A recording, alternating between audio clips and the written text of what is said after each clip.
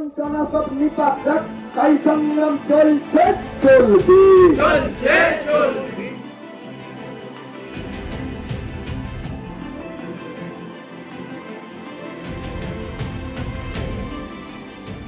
অকেট দিয়ে দিতেই হবে, না হলে চলবে আন্দোলন। সরকারি বিভিন্ন দপ্তরে চালু হবে দফায় দফায় কর্মবিরতি। এমনকি মঙ্গলবার আন্দোলনকারী সরকারি কর্মচারীরা হুঁশিয়ারি দেন, ডিএ না দিলে আগামী পঞ্চায়েত নির্বাচনে কোনো কাজ তারা করবেন না। একটাই দাবি, ডিএ দিতে হবে, এবং সেই ডিএর দাবিতে যৌথ সংগ্রামী মঞ্চের যে অবস্থান, সেই অবস্থান অনশন 2 চলছে। বুধবারও শহীদ মিনারের আন্দোলন মঞ্চ থেকে সেই বার্তাই প্রতিফলিত হলো। কোনো রকম পথ বাকি রাখবো না, আমরা সমস্ত যোগ্য প্রার্থীদের পাশে আছি। আদালতে যেমন আদালতের লড়াই চলছে, তেমনি পথের লড়াই নিয়ে নিতে হবে। তার কারণ আমাদের লড়াই নয়, আমাদের যে দাবিটা যার কাছে, তিনি কিন্তু ইতিহাস সৃষ্টিকারী একজন লড়াকু নেত্রী ছিলেন।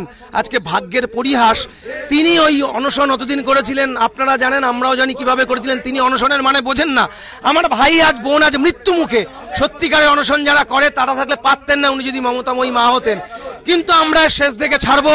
এই সরকার তার কর্মচারীদের বিষয়টা ভাবে না। এই সরকার শুধু মেলা খেলা এবং টাকাগুলো নয়ছয় করে ভোট কিনতে ব্যস্ত। সামনে পঞ্চায়েত ভোট, বারবার করে বলছে আমাদের হাতে টাকা নেই, আর যদি আমরা ডিএটা দিই তাহলে সরকার নাকি দেউলিয়া হয়ে যাবে বা আরও অসুবিধা হবে। যদি সরকার দেউলিয়া হয়ে যায়, তাতে রাজ্য সরকারি কর্মচারীদের প্রাপ্যটা কেন বাকি থাকবে? যদি দেউলিয়া হয়ে যায়, দেউলিয়া ঘোষণা করে দিক। সে আপনি বারবার করে বলছেন সেন্ট্রাল টাকা দিচ্ছে না, আপনি যদি দেউলিয়া হয়ে যান, সেন্ট্রাল এসে ক্ষমতা দখল করুক, সেন্ট্রাল বুঝে নেবে। মুখ্যমন্ত্রীর কাছে তাদের আবেদন, তিনি মিথ্যাচার বন্ধ করে টাকা নয়-ছয় করা বন্ধ করুন। মাননীয়ার কাছে একটাই বক্তব্য আমাদের, আপনি যে বারবার বলছেন যে সেন্ট্রাল টাকা দিচ্ছে না, তার জন্য ডিএ দিতে পারছি না, আপনার কাছে আবেদন করছি আপনি নেতৃত্ব দিন। আমরা এই জায়গা ধর্ণা মঞ্চ থেকে আপনার নেতৃত্বে সেন্ট্রালে যে আমাদের বকেয়া ডিএটা দাবি করব আপনার নেতৃত্বে, কিন্তু আপনি দয়া করে এই মিথ্যাচারটা বন্ধ করুন এবং টাকার এই নয়-ছয় যেটা করছেন সেটাকে বন্ধ করুন। রাজ্যবাসীর উন্নতির স্বার্থে, পশ্চিমবঙ্গের উন্নয়নের স্বার্থে। রাজ্য বাজেটের দিনেই সরকারি কর্মচারীদের আবেদন, শুভ বুদ্ধির উদয় হোক সরকারের, মেটানো হোক বকেয়া দিয়ে।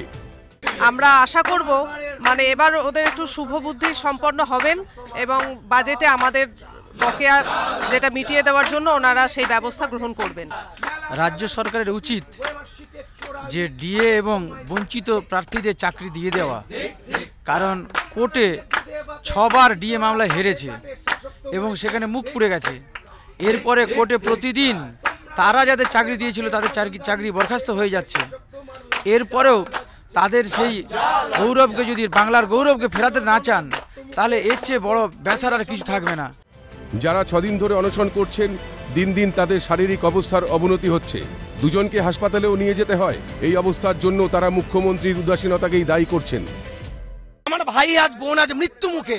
সত্যিকারের অনশন যারা করে তারা থাকলে পারতেন না, উনি যদি মমতাময়ী মা হতেন। কিন্তু আমরা শেষ দেখে ছাড়বো। ডিএ চাই, ডিএ চাই, ডিএ চাই এবং যোগ্য চাকরি প্রার্থীদের চাকরি চাই। এই দাবিতেই কিন্তু এদের এখানে অবস্থান চলছে, চলবে।